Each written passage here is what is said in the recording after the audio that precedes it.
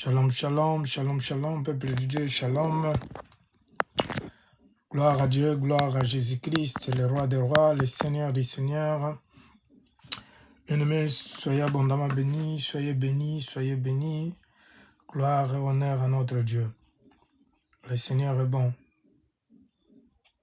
C'est lui qui nous a appelés, c'est lui qui nous a aimés, il est merveilleux. Il est vivant, il est puissant. Il est glorieux. Donc nous avons au moins 10 minutes, 10-15 minutes. Nous allons continuer notre thème d'hier. Gloire à Dieu. Le Seigneur nous aime tellement et le Seigneur il veut que nous marchions dans sa parole. Le Seigneur il veut que nous marchions dans la sainteté, dans la purification. C'est ça, la sainteté, c'est ce que Dieu, c'est la nature de Dieu. Donc la sainteté, c'est la nature de Dieu. Lorsque nous marchons dans la sainteté, nous marchons dans la nature de Dieu, nous devenons comme Dieu, parce que Dieu il veut que nous soyons purs et que nous marchions dans sa sainteté. Et ça, c'est très, très important. Puisque hier, on avait parlé de la nature humaine et la nature spirituelle. Donc l'homme il a deux natures, la nature spirituelle et la nature physique. Nous allons prier d'ailleurs.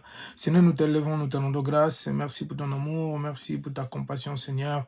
Nous voulons te remercier, nous voulons te dire que tu es bon. Nous voulons te dire merci pour ton amour, pour ta grâce, Seigneur. Merci pour cette grâce que tu nous as accordée, Seigneur, pour que nous puissions encore parler de ton nom, Seigneur. Tu nous as donné la souffle de vie. Nous te louons, nous te rendons grâce, Seigneur. Nous te remercions, nous t'exaltons parce que tu es bon. Tu es magnifique, Père. Que ton nom soit élevé, que ton nom soit glorifié. Ô éternel Dieu Zalmé, merci pour ton amour, merci pour ta grâce, merci pour ta compassion, Père. Seigneur, nous te levons, te rendons grâce. Oh Père, merci Seigneur parce que tu nous parles, parce que tu agis, parce que Seigneur tu es là. Merci Seigneur, pardonne-nous, pardonne tout est mal qu'on a fait, tout ce qu'on a pensé, Seigneur, tout mauvais pensée, tout est mal, Seigneur. Toutes ces personnes aussi qui nous ont condamnés, qui nous ont jugés, Seigneur, sans raison, Père. Seigneur, pardonne-le, Seigneur, pardonne chacune, Seigneur, oh Père, éternel Dieu d'amour, Dieu de miséricorde. Seigneur, nous bénissons toutes choses, nous bénissons ces moments, Seigneur, sois avec nous, garde-nous, protège-nous, Seigneur, nous te levons, nous te rendons gloire, l'honneur, Seigneur, notre Dieu.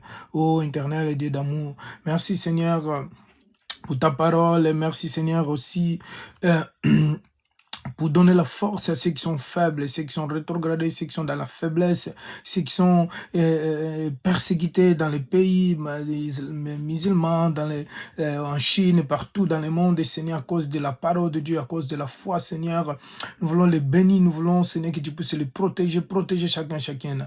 Merci Dieu d'amour, Dieu de miséricorde, Seigneur, nous bénissons ces moments, Seigneur, conduis-nous, dirige-nous par ton esprit dans les noms puissants de Jésus-Christ. Nous chassons, nous détruisons tout esprit, Seigneur, qui s'élève contre toi, tout esprit, Seigneur, qui ne veut pas que nous parlons de ton nom, tout esprit, Seigneur, qui ne veut pas que nous on puisse vivre dans la sanctification, qu'on puisse vivre, Seigneur, dans la pureté, Seigneur, nous détruisons, nous rejetons tout esprit qui nous accuse du monde des ténèbres, tout esprit maléfique, Seigneur, qui accuse les enfants de Dieu, qui accuse ton peuple, nous détruisons, Seigneur, l'esprit de division, l'esprit, Seigneur, de séparation des familles, nous détruisons, nous brisons dans les noms puissants de Jésus-Christ.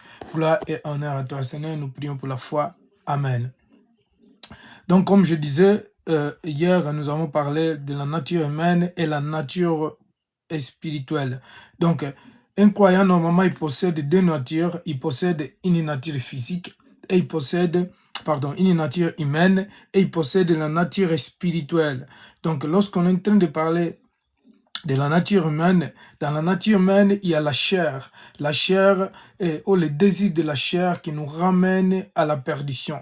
Si nous lisons Galates, nous allons voir Galates à partir de 22. Donc, il parle, à partir de 22, il parle des fruits de l'esprit et il parle aussi de la nature de la chair à partir de 19. Donc, la nature de la chair, c'est les vonneries, l'excès de table, les mensonges, la haine, la colère, la prostitution, tout cela, bien aimé, les imitiés, la division, tout cela, ce sont des désirs de la chair. Les mensonges, tout ça, fait partie de la désir de la chair et de la volonté humaine. Donc, en tant que, et dans l'esprit, donc nous avons les beautés, les fruits de l'esprit, nous avons la douceur, l'amour, la paix, tout cela, la bienveillance, tout cela il fait partie des fruits de l'esprit. Quand quelqu'un est dans l'esprit, donc cette personne, il s'approche à Dieu parce que la nature de Dieu, c'est l'esprit. Et la nature humaine, ou qui est animale, c'est la chair. Alors, quand quelqu'un est né de Dieu, cette personne, il ne peut plus continuer à faire les péchés ou vivre dans la nature charnelle, mais il vit selon la nature spirituelle. Alors, quelles sont les natures de Dieu? La nature de Dieu représente ou présente les caractéristiques suivantes de Dieu est unique, Dieu est saint, Dieu est puissant, Dieu est éternel, il aime la miséricorde, Dieu existe, Dieu est esprit, Dieu est parfait. Ça, c'est la nature de Dieu. Et parlons de la justice. Quand, en tant que des enfants de Dieu, nous devons vivre dans la justice et vivre dans la perfection. La perfection, il vient de Dieu. Comment quelqu'un peut vivre dans la perfection?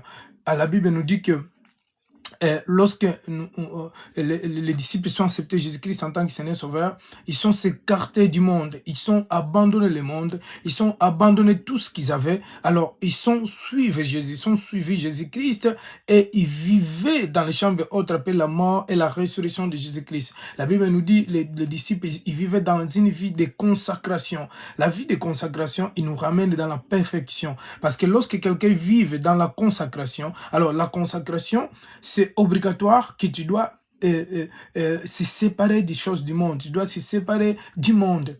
Parce que déjà, une personne ou un serviteur de Dieu ou un chrétien, s'ils ne vivent pas dans la consacration, donc soit il est dans le monde. Parce que la vie de consacration, c'est s'écarter du monde en fait. Le monde est tout ce qui est du monde. Quand nous parlons de tout ce qui est du monde, nous allons parler des désirs de la chair, nous allons parler, on ne va pas dire que je ne vais plus manger ou je ne vais plus m'habiller. Non, ce n'est pas ça que la Bible est en train de dire. Nous devons aussi avoir le discernement de comprendre les choses spirituelles et les choses physiques, ou les choses spirituelles et les choses charnelles, ou les choses animales ou charnelles si vous voulez, parce que le corps est dans la chair, le corps est la terre, l'homme qui signifie chair. Alors, l'homme, il a la chair en lui et il a aussi l'esprit en lui. Parce que l'esprit, c'est ça qui donne la vie à l'homme. Et l'homme, en tant que chair, sans l'esprit, donc il ne peut pas vivre en fait. C'est pour cela, en réalité, et que l'esprit, il donne la force à l'homme. L'esprit, il fortifie l'homme qui est chair. L'esprit, donc, il nous ramène dans la vie de perfection. Ça, c'est très important, nous devons comprendre cela. Donc, si nous voyons la nature de Dieu, Dieu est amour, Dieu est plein de beauté, est miséricordieux, Dieu est puissant, Dieu est parfait. Alors, l'homme, malgré, ils ne peuvent pas avoir tous ces attributs de Dieu, ou tout ce qui est de nature de Dieu, mais l'homme peut s'approcher pour qu'il puisse avoir une partie de Dieu. Parce que Dieu nous a créé son image. Et en Dieu, il n'a pas la chair. Dieu n'a pas un corps physique. Dieu, il a un corps spirituel. Mais quand même, on peut voir Dieu. On peut voir Dieu. Parce que quand Dieu va se manifester, va se révéler, Dieu, il a sa manière comme il se révèle. Si nous lisons la Bible dans la Genèse, je crois que c'est 18, lorsque Dieu il a parlé à Abraham, la Bible nous dit que Dieu, il était au milieu des anges. Donc les anges aussi, ils peuvent se déguiser en l'homme, avoir un corps. C'est pour cela que Christ, d'ailleurs, il est venu en forme humaine pour que nous puissions les toucher, pour que nous puissions les voir, pour que nous puissions les parler normalement comme un homme, pour que nous puissions vivre avec lui. Si Christ, il est pas venu en forme physique, donc on ne devait pas les toucher, les disciples ne pouvaient pas les toucher, ils ne pouvaient pas les parler, ils ne pouvaient pas dormir avec lui, ils ne pouvaient pas manger et boire, parce que l'esprit ne mange pas, il ne boit pas. Donc ça, c'est quelque chose de très important. Alors, l'homme, il doit revenir à la nature de Dieu. Alors, par là, il y en a beaucoup qui pensent peut-être quand quelqu'un est dépouillé, cette personne, je ne sais pas, il doit obliger, si c'est l'homme, je ne sais pas comment il doit faire, il doit obliger de mettre les foulards, ou quand quelqu'un est dépouillé, pardon, il ne peut plus s'habiller normalement. Non, ce n'est pas ça que la Bible est en train de dire. Nous devons, un jour, je parlerai aussi des dépouillements. En fait, les dépouillements, un des dépouillements, c'est ce qui est biblique dans la circoncision du cœur. Parce que quand l'homme est circoncisé du cœur, c'est l'homme. En fait, la circoncision du cœur, c'est ça qui fait que l'homme, il naît de nouveau. L'homme devient une nouvelle créature. L'homme, il devient semblable à l'image de Dieu. Parce que ce que Dieu veut est que l'homme se sépare des péchés et vient à son image, l'image que Dieu a créé Adam, que Dieu a donné à Adam. C'est ça l'image que Dieu veut. Les premières images d'Adam, c'était la nature de Dieu. C'est ça. Adam, il pensait comme Dieu. Adam, il vivait comme Dieu. Adam, il n'avait pas de péché en lui. C'est ça la nature de Dieu. Maintenant, la nature de l'homme ou de la nature pécheresse, c'est penser comme l'homme, comme là, je pensais des désirs charnels, penser comme l'homme, donc les convoitises du monde, les mensonges, la haine, la colère, la fornication, les bagarres, toutes ces choses du monde, les convoitises, l'excès des tables, tout cela, il fait partie de la chair. Et la chair, où le péché est venu après les chutes de l'homme, mais avant le péché, donc le mal n'existait pas, ou avant la rébellion d'Adam, puisque Adam, c'est lui qui a donné accès au péché. Lorsqu'il avait péché, alors, et lorsqu'il a obéi la parole de Satan, alors le péché est entré, la mort est entrée, le mal est entré dans le monde, et à partir de là, Adam, il a eu la nature de Satan. La nature de Satan, c'est une nature pécheresse. Et la nature de Dieu, c'est une nature spirituelle de la sainteté. Donc Dieu est saint. Et Dieu, il nous ramène à vivre dans la sainteté lorsque nous croyons en lui, pour que nous puissions mener une vie sainte. Alors, encore une fois, il y en a beaucoup qui pensent que les dépouillements, si quelqu'un se dépouille, exemple, il ne peut plus mettre des chaussures, il ne peut plus mettre une montre. Non, bien aimé. Si nous pensons que quand je suis dépouillé, je ne peux même plus mettre une montre. Si je suis dépouillé, je ne peux même plus mettre un jean. Bien aimé, là, on est en train, en fait, d'entrer dans les dogmes et dans les coutumes et dans les traditions. Dans les coutumes, dans les dogmes et dans les traditions. Je vais donner un exemple très simple. Tu es dépouillé. Tu mets le foulard, tu es dépouillé, bien sûr. Tu es dépouillé, tu ne mets plus les chaussures ou les jeans, tu ne mets plus. Mais pourtant, tu es dans la haine, tu es dans la colère, tu es dans la fornication, tu es dans la masturbation, tu es dans toutes ces choses-là qui est païenne. Alors, où est la circoncision? Parce que la circoncision, ça n'a rien à voir. Si, exemple, une personne, un frère qui est dépouillé, il voit quelqu'un qui met un jean, il va dire, oh, c'est lui, il n'est pas dépouillé. Mais non, ça n'a rien à voir. En fait, nous devons aussi avoir le discernement spirituel. Lorsque Paul est en train de parler de dépouillement, donc c'est la circoncision du cœur. Les dépouillements, c'est faut que l'homme soit circoncisé. C'est la raison pour laquelle d'ailleurs le peuple d'Israël s'était circoncisé pour qu'il soit pur devant Dieu. Et spirituellement, quand quelqu'un est circoncisé, c'est la pureté du cœur. Donc le cœur, il doit être pur. C'est-à-dire que le cœur doit être propre, circoncisé. C'est-à-dire qu'il sent la saleté, sans les saletés du monde, les convoitises, les choses du monde. Et je disais hier que je parlais d'aveuglement spirituel, donc je crois avant-hier, l'aveuglement spirituel, c'est quelqu'un qui ramène une personne, lui est l'aveugle, il est en train aussi de ramener quelqu'un qui est aveugle, ils vont tous aller tomber dans une fosse. Et le Christ, il parlait dans le Matthieu 15, d'ailleurs c'est de Matthieu 15 qui parle de l'aveuglement. Alors, lorsque Christ il parlait aux pharisiens, aux docteurs de la loi, il lui disait que vous, les docteurs de la loi, pardon, vous nettoyez à l'intérieur. Oh, vous êtes propre à l'intérieur. Mais à l'extérieur de vous, vous avez plein de rapines et de rancines et de choses mauvaises. En fait, c'est vraiment plutôt beaucoup plus à l'intérieur de nous qui doit vraiment commencer la circoncision et le dépouillement de l'homme. Parce que Dieu il veut que nous vivons dans le dépouillement. Et moi, je travaille à ça. Dans l'intérieur et de l'homme. À l'extérieur, c'est déjà fait. Parce qu'en réalité, si je vous montre les photos, comment je m'habillais avant, vous n'allez pas croire. À l'extérieur, c'est déjà fait. Puisque Christ, c'est lui qui m'enseigne comment s'habiller, comment marcher et comment parler. Et aujourd'hui, je travaille chaque jour pour que l'intérieur de moi soit circoncisé et soit pire. Parce que sans la pureté, sans la sainteté, je ne peux pas voir Dieu. Et pour que je puisse voir Dieu, je dois marcher dans la sainteté, dans la purification, dans la paix. Et lorsque nous parlons des fruits de l'esprit, donc le fruit de l'esprit, un des premiers fruits de l'esprit, c'est l'amour. Après, il vient la paix, la douceur, la patience, et il vient toutes ces choses-là. Mais un des premiers fruits, dans les Galates 5 et 22, c'est l'amour. Sans l'amour, tu peux même être dépouillé, mais ça ne servira à rien. Tu peux parler de dépouillement, tu peux parler de restauration, de repentance, mais il faut amour, parce que Dieu est amour. Un des premières choses de la nature de Dieu, c'est l'amour. Et je n'ai même pas parlé ici. Un des premiers, oui, j'ai parlé unique et saint, tout-puissant, éternel, aimé, il vient de l'amour, miséricordieux. Donc ça, c'est la nature de Dieu. Et la nature de Dieu, la beauté. L'amour, c'est la beauté. L'amour, c'est un des premières natures de Dieu. Pourquoi? Parce que Dieu nous a aimés. Déjà, Dieu, il nous a aimés avant tout.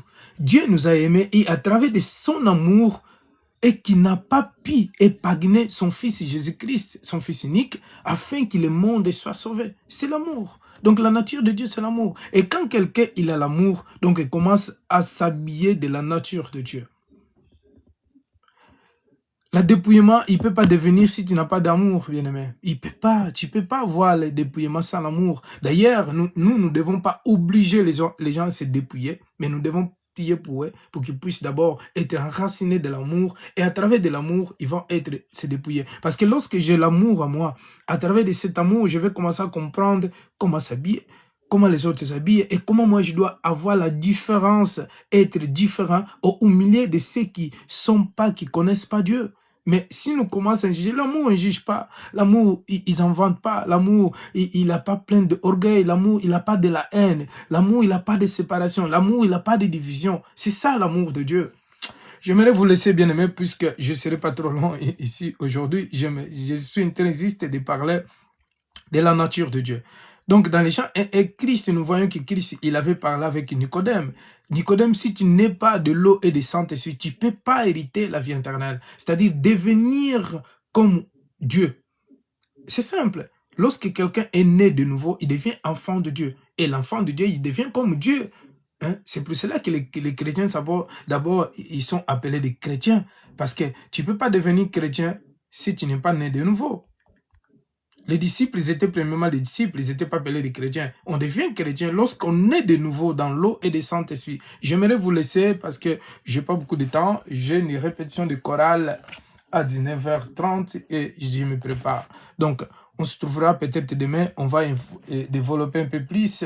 C'est la nature de l'homme et la nature spirituelle. C'est très important, bien aimé. La vie chrétienne, c'est une vie qui se travaille de jour en jour. Ce n'est pas le jour en demain que la vie chrétienne, que je deviens chrétien. Non, ce n'est pas parce que j'ai accepté Jésus aujourd'hui, je suis déjà chrétien. Non, ça n'a rien à voir. Tu es disciple en fait. Tu entres dans les disciples là. Lorsque tu acceptes Jésus, tu entres dans les disciples là. Et pour devenir chrétien, c'est une vie de jour en jour en travail. Tu ne peux pas devenir comme Christ le jour en demain. Non, c'est un processus qui se suit. Mais on parlera de ça. Soyez bénis, bien-aimés, soyez bénis. Donc, que la paix et la grâce de Dieu soient avec toi. Alléluia. Gloire à l'Éternel. Donc, je disais que tu peux pas venir, tu peux pas devenir chrétien des jours en demain. Mais c'est un processus. C'est un processus qui se coule de jour en jour, en fait. C'est un processus.